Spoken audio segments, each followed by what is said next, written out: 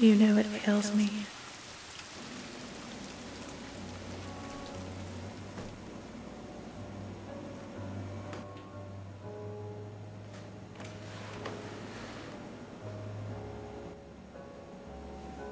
I've sent for the boy to sign the papers. We won't have to keep the church much longer.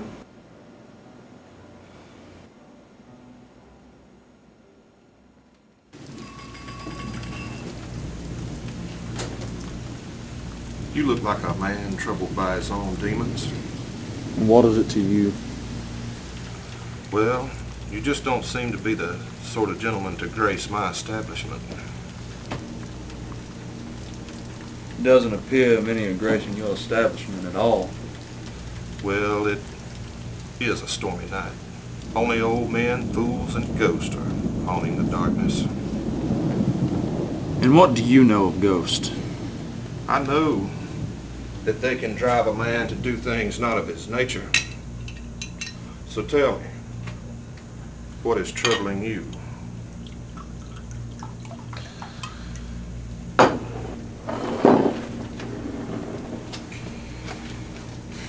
You wouldn't believe the story I have to tell. You'd think me a madman. Only Marie and myself are here, and we're not here to judge. You think you know of ghosts, old man? I'll tell you of ghosts. Of devilry. I tell of lost love and sorrow. This is my story.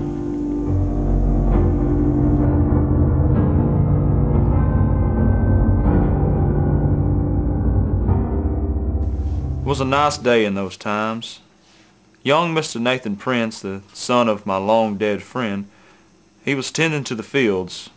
My wife Catherine and my younger sister Kate were busy about the house. I was in my study preparing the Sunday sermon when Michael McGow arrived. You're here so soon. As promised, 30th of November. Did you have a good journey? It was well. Good. You look ravishing. Very pleased to see you again. Likewise, Mrs. Samuels.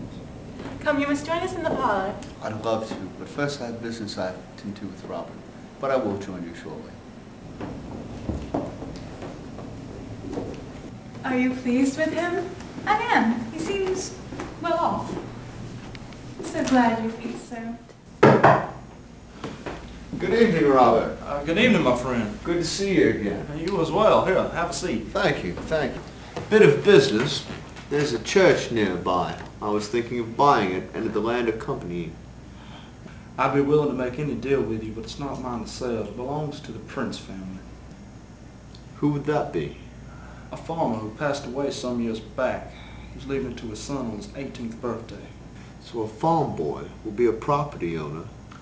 It's the only thing his father left him. Perhaps we could convince him to sell. At that point I had misgivings about his intentions, but being that he was betrothed to my dear sister, I was willing to overlook the matter. It did not take long for Michael to realize the affection that Kate and Nathan held for one another. They had been friends since childhood, and that friendship had grown to be more. Marry me, Kate. What? Will you? Can't. Why not? I cannot.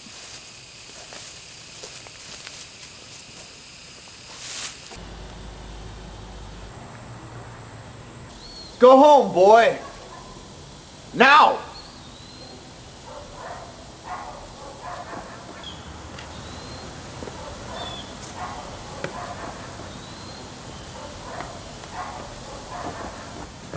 Time passed, and as it did, Michael became more and more erratic. One night he came to me and confirmed all of my suspicions. Kate and I must leave as soon as possible. I believe whatever business you have in town can wait till tomorrow.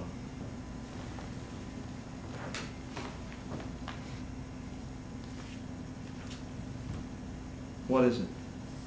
Nothing. That verse there, what does it mean? Whatever you shall bind on earth shall be bound in heaven, and whatever you shall loose on earth will be loosed in heaven. I believe it has something to do with our share of demons. And getting rid of them, no doubt. Perhaps you are the man to get rid of mine.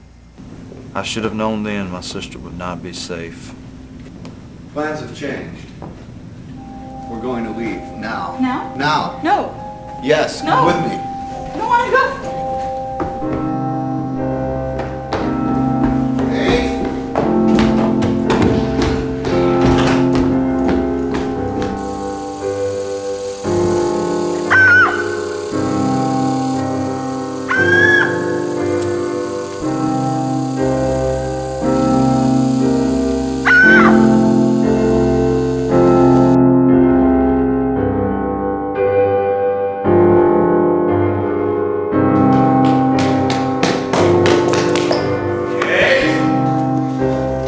Love you. You're mine. I bind you on earth as I bind you in heaven. You're to be my bride. No! Farm boy!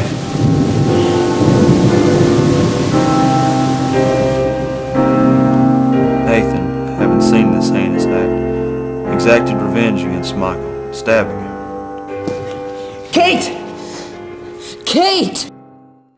My little sister had been murdered. I made it to the church only to see Nathan holding my dear Kate. And Michael? What became of him? Somehow in the confusion he disappeared.